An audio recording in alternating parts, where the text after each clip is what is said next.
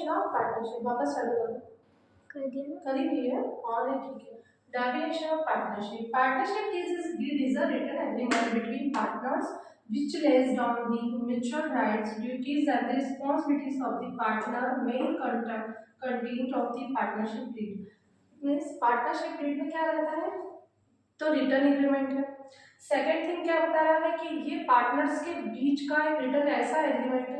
जिसमें उनकी सारी ड्यूटीज और राइट्स का जितनी भी रिस्पॉन्सिबिलिटी रहेगी हर एक पार्टनर्स की, वो सारा सब कुछ क्या रहता है, एड रहता है। इट मीन्स आपने एग्रीमेंट कर रखा है पार्टनर्स ने, तो उनको इन फ्यूचर कोई प्रॉब्लम आना ही नहीं है, तो डीड बहुत ही इंपॉर्टेंट हो गया, क्योंकि आपको पता है कि कितनी भी गहरी दोस्ती क्या होना, देखते हैं हम परिवार में भी किसी चीज़ को लेकर झगड़ा हो जाता है, अगर साथ में मिलकर भी हम कोई वर्क को करते हैं तो, लेकिन व्यापार बिजनेस में यहाँ पर रिश्तेदारी ना चलते हुए बिजनेस में हमें ये देखना होता है कि बिजनेस कहाँ पर ग्रोथ कर रहा है, बिजनेस के लिए क्या प्रॉफिटेबल है। तो यहाँ पर इन फ्यूचर क्या होता है कि पार्टनर्स में भी किसी भी प्रकार का डिस्प्यूट हो गया, कॉरल हो गया, नहीं बन रही उनमें, ये कोई परेशानी आ रही, तो उस समय डीड जो है बहुत काम करता है। कोई पार्टनर अगर स्टार्टिंग में कह देता है कि मैं सारी रिस्पॉन्सिबिलिटी और ड्यूटीज़ को फॉलो करूँगा, लेकिन इन फ्यूचर वो अपनी बात से मुकर जाता है, तो यहाँ पर डीड बहुत काम आता है। डीड लीगली अप्रूव होता है, अगर फ्यूचर में किसी भी प्रकार की कोई प्रॉब्लम आती है तो पार्टनर्स के लिए डीड क्या करती है, हेल्प करती है, इसीलिए ये लोग डीड बनाते हैं। अब आगे हम देखते हैं कि डीड बना तो लिया है, लेकिन डीड में कंटेंट क्या रहता है। मैं डिफिकल्ट नहीं है कि डीड क्या होता है, तो डीड हम देख चुके हैं डेफिनेशन के अकॉर्डिंग ही कि डीड में जो है पार्टनर्स की राइट्स एंड ड्यूटीज का मेंशन रहता है, और दूसरा क्या रहता है, एक रिटर्न एग्रीमेंट है, एक लिखित अनुबंध है, अनुबंध के अंतर्गत ही सारे पार्टनर्स को क्या करना पड़ता है, सारा वर्क करना पड़ता है।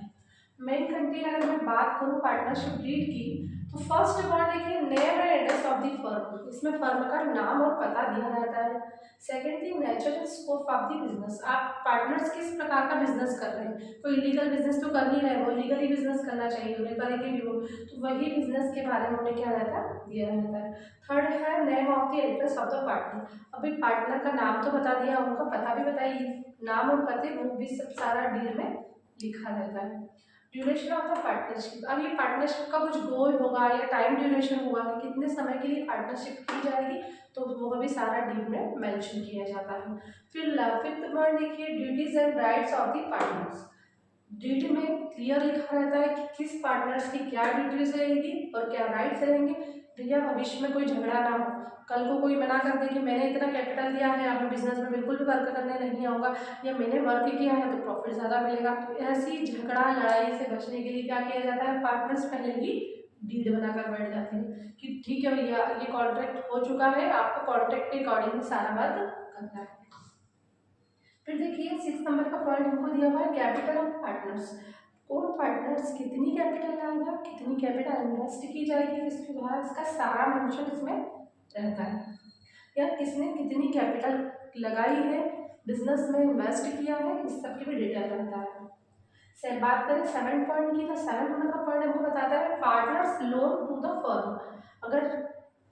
किसी पार्टनर को लगता है कि मैं फर्म में और इन्वेस्टमेंट करूँ या एक्सेस अमाउंट की ज़रूरत है और उसके पास एक्सेस अमाउंट है तो वो चाहता है तो फर्म को लोन दे सकता है, इसके लिए भी कंडीशंस रहती है। आगे जैसे हम चैप्टर के मेन प्रैक्टिकल करेंगे तब हम देखेंगे अगर कोई पार्टनर लोन देता है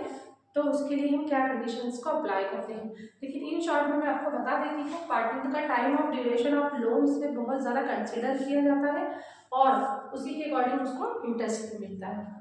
फिर देखिए लोन टू पार्टनर, पार्टनर्स को अगर लोन दिया जाता है तो कितने समय के लिए दिया जाएगा, उसको लोन देने की कितनी अमाउंट रहेगी, क्या अवेलेबिलिटी रहेगी, कितनी लिमिटेशंस रहेगी, ऑल ओवर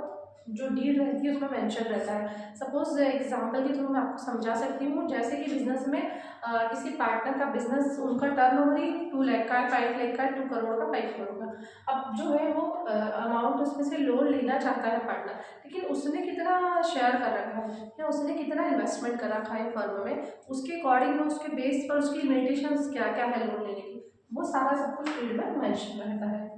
फिर बात करें हम पार्टनर, नंबर नहीं दिख रहा